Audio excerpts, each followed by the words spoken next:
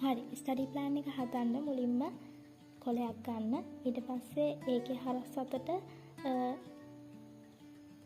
වීකල් plan එකක් අපි මේ හදන්නේ. ඒ නිසා සතියේ දින 7 ලියන්න. 5ට ඔයාලගේ ඒ කියන්නේ ටයිම් පැයෙන් පැය හෝ පැය දෙකෙන් දෙක හෝ ලකුණු කරගන්න දවසේ වෙලාවන්. ඊට පස්සේ අපි මේ විදිහට හදාගත්ත වකුවේ අඳුරු කරගමු. ඔයාලට තනියෙන් වැඩ කරන්න බැරි. ඒ කියන්නේ ඔයාලට නිදා ගන්න ටයිම් එක, ඊට පස්සේ ක්ලාස් තියෙන ටයිම්ස්, මේ වගේ දේවල් අපි මේ වකුවේ අඳුරු කරගමු. හරි. ඒ කියන්නේ මම දැන් ඊයේ දවසේදී ඔයාලට කිව්වා අද ඔයාලගේ සාමාන්‍ය ජීවිතයේදී ඔයාලා කරන දේවල්. ඒ කියන්නේ ඔයාලා උදේ නැගිටින වෙලාව, උදේ කෑම ගන්න වෙලාව, ඊට පස්සේ දවල් කෑම ගන්න වෙලාව, බ්‍රේක් එකක පොඩි බ්‍රේක් එකක් ගන්නවා නම් ඒ බ්‍රේක්ස් ගන්න වෙලාවන්, ඊට පස්සේ නින්දට යන වෙලාව.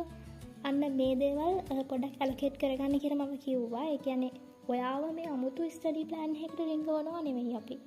ඔයාගේ සාමාන්‍යයෙන් ඔයා කටයුතු කරගෙන යන ඒව අතරට කාලේ නාස්ති වෙන පුරුදු ඒ දේවල් අයින් කරලා උපරිම වැඩ ප්‍රමාණයක් කරන්න තමයි අපි මේ උත්සාහ කරන්නේ. එතකොට අමුතු වෙලාවන් දාලා අපි මේක කරොත් ඒකේ ප්‍රොඩක්ටිවිටි එක අඩු වෙනවා.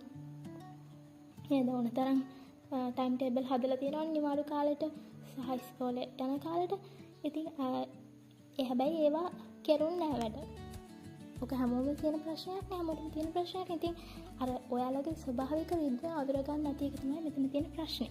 ඒ නිසා අපි මුලින්ම ඔයාලා නිදා ගන්න ටයිම් එක මේකේ අඳුර කරලා ඉමු. ඒ කියන්නේ අර අනවශ්‍ය දේවල් කරන ගමන්, ඒ කියන්නේ මේ අපිට තියෙන සීමිත කාලයක් නේ. සීමිත කාලයක් කියලා එහෙම අනවශ්‍ය දේවල් කරන ගමන් ඔයාලගේ නිින්ද අඩු කරන්න එපා ළමයි. මොකද නිින්ද කියන්නේ ඔයාලා ඉගෙන ගන්න දේවල් සහ හැම දෙයක්ම ඔයාලගේ මතකයේ ධාරණය කරගන්න තියෙන වෙලාව.